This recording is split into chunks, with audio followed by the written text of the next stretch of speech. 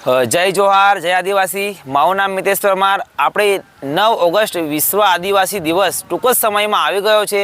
તો આપણે 9 ઓગસ્ટની આનંદ અને ઉલ્લાસથી બહુ સારી અને બહુ વ્યવસ્થિત ઉજવણી કરવાની છે।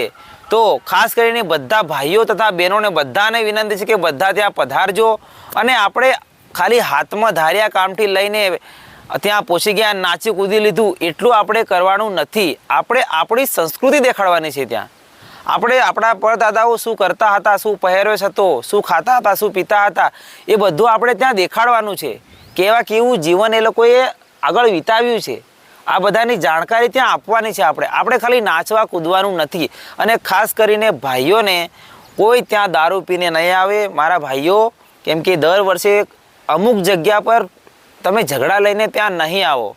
એ ઝઘડા તમારા એક સાઈડમાં રાખો। 9 ઓગસ્ટ એ વિશ્વ આદિવાસી દિવસ આખા વર્લ્ડમાં મનાવવામાં આવે છે। તમારા ઝઘડા માટે વિશ્વ આદિવાસી દિવસ ઉજવવામાં આવતો નથી। તો ત્યાં તમે વિશ્વ આદિવાસી દિવસની સારી રીતને ઉજવણી કરવા માટે આવો, ના કે કોઈ બીજી વસ્તુ લઈને।